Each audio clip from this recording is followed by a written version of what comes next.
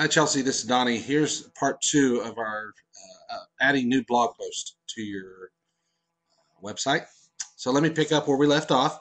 At this point, I've added in all the text to your page here. I've copied it from Word, but I didn't use just copy and paste. I used the insert as plain text or paste as plain text. So I've done that.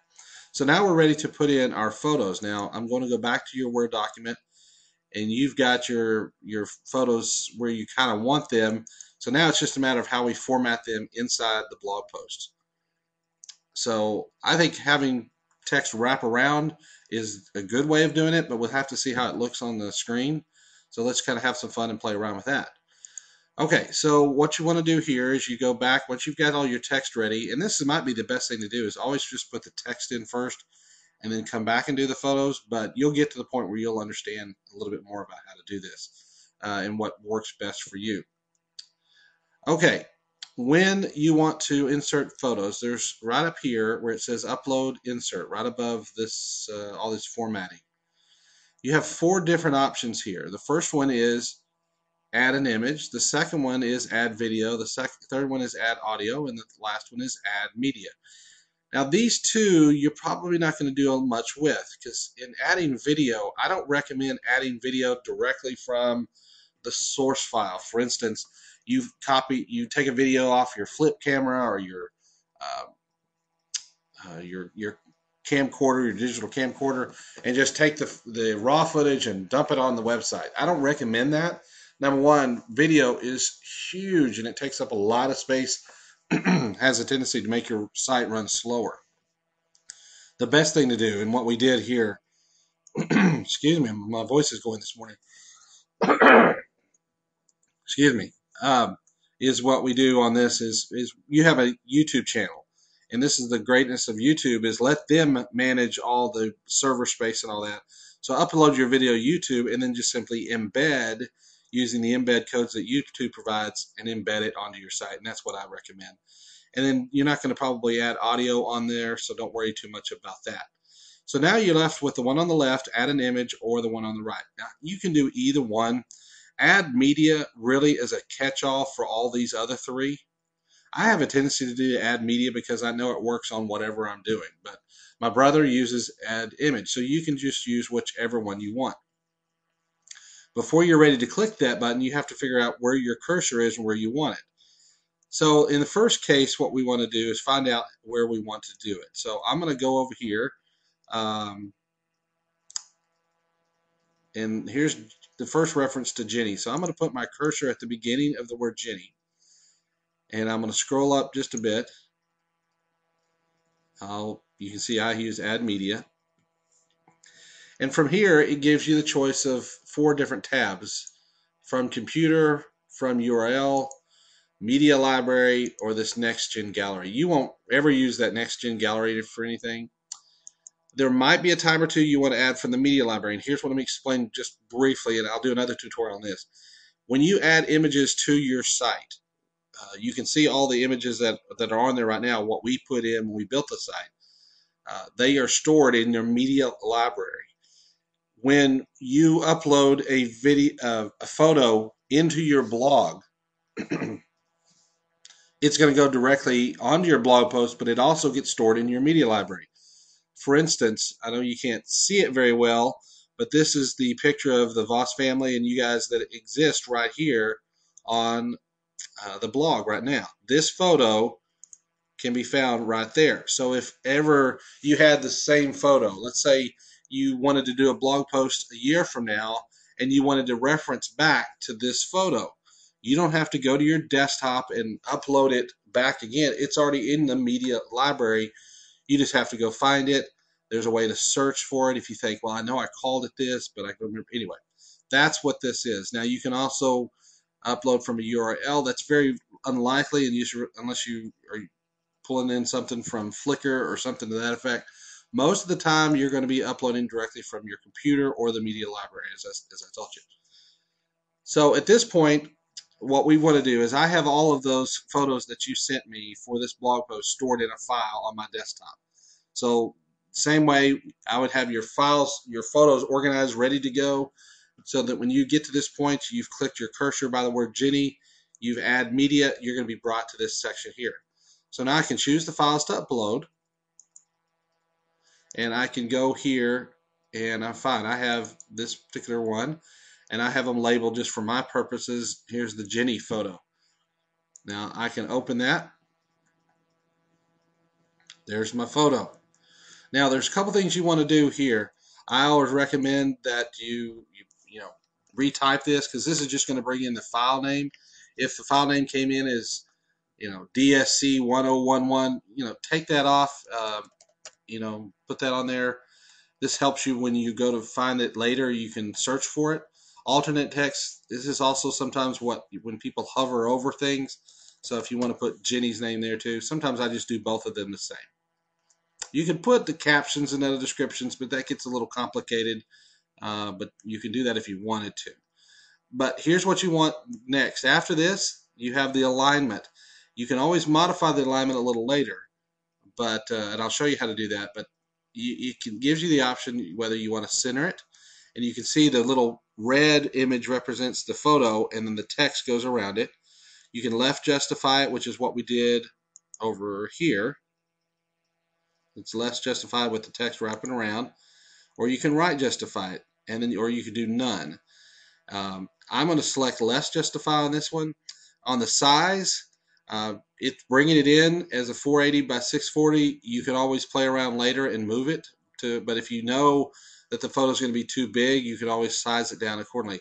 You're probably not going to use the thumbnail, so don't worry about that too much. So once you're ready, I've got it left justified. I'm going to use that size, which I might decide to reformat here. I can do that. I can just insert into post. And don't save all changes. You want to insert into post. So I'm going to insert that. Now, I'm looking at this. I can already tell you that picture is going to be way too big for what we want. But let's just keep moving along here. Well, let's stop here for a minute and see. If we think this is going to be too big, I can actually click on that photo and it activates the little dots around each side. I can then edit the image. Now, there's a couple things I could do. One, I can use this little button here. I can size it down. I could also go to, this is where I could change the alignment of it. I want it centered or right. I could do an advanced settings, and here I can actually change it to what I want. Let's say I cut this in half. Well, half of that is 240, and half of that is 320, and so let's go with that. But here's some other things you can do after on the advanced tab. You may think, it'd be kind of fun to have just a small little border. So I put a 1 there, and I'm going to hit my tab key, and when I do that, it automatically puts in all the alignments and all that stuff, and it kind of builds in a little border. Sometimes I like pictures have borders. It gives a little extra ability to stand out. Let's make that, in fact, let's make that a 2. You see it changes that when I hit tab. We'll update it. Now you can see that it's much more appropriate. Now, at this point, we want to go back, and I can just simply go through here, and here's the photo here. Forgive me, I don't know the children's names, but I know where to put that photo. Right after this keeps coming in section. So when we say it keeps coming in, here's another photo. And I'm going to insert, add media. This one I might, so it doesn't look exactly the same, I might, here I put called it girl with coins. And so, see if you indicate, I don't think you indicate who that is, so I'm just going to leave it titled as girl with coins, and you can always come back later and change this. So I might say coins for Chase or something like that, just so when people hover over it, they don't see girls for coins. That seems kind of weird. So let's make this a medium size, and so it's not left justified. Let's center that, and let's insert into post. And now we've got kind of a different look. It's a taller picture, and so that's going to create some spacing. We might decide, you know what, because of that, let's so we don't have everything left justified, let's make that a right. Because it's so tall, we don't have a lot of extra space. Now we have that wrapping around that way. And we could take out some spacing here and just see what this is going to look like in the end.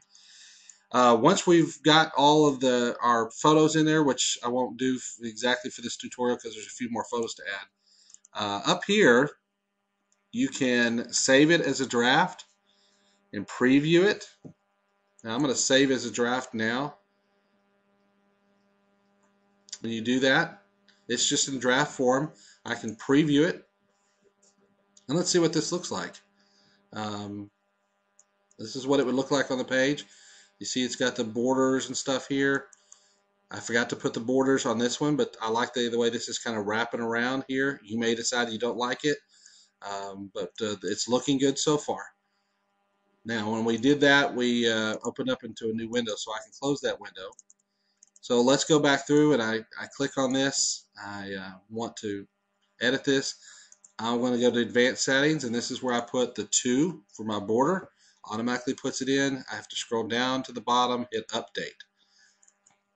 Now, if I save the draft and I preview it again, let's see what that looks like. And yeah, it's got the borders. I like the way that stands out. You may think differently. I'll let you play around with that. Now, once you've saved a draft, there's a couple things you could do. Over here, you're probably not going to change that much because when you're ready to go, this is pending review. I wouldn't worry too much about that. This here is not something you'll really ever do anything with, so I wouldn't worry about that. You can actually password protect pages. I have no idea why you'd ever password protect a post, so let's not worry about that. This is the feature I like. You can publish it immediately, or if you think, I really want this to roll out on September or November 1st, you can actually future date this to be November 1st and the time you want. The time's a little tricky. I'm still trying to gauge whether they use Eastern time or Central time or what, but you can get the idea of the date that you want it to go in, and then you click OK. Now, that's where we are on that. I'm going to cancel that so that if we ever did post it, it's going to publish it immediately. This is the categories. I think you have a good guess of what you can do in categories. You can always add new categories here.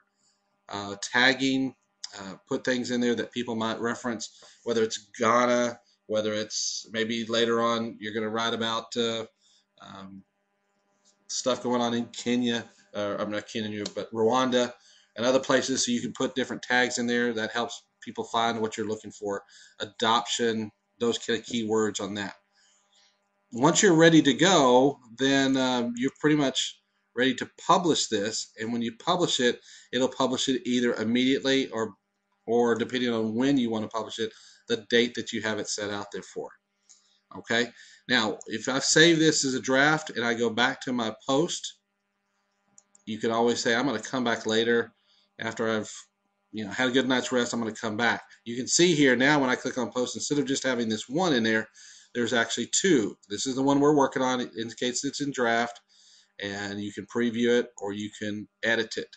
I never use quick edit because I think there's too much to do in the other version. So that's what I do. So that kind of gives you an idea how to do a blog post. I will finish this out, but I may not post it. I will probably leave it so that you can post it when you're ready. And that way, if you have trouble posting it, you can make any changes before you post it, or if you run into trouble with that, let me know. And this, depending on when you're watching this video, please know that anytime you're having trouble with blog posts, please don't hesitate to give me shoot me an email, notify us so we can help you figure that out. The key thing is make sure that you don't copy from Word, and then just don't.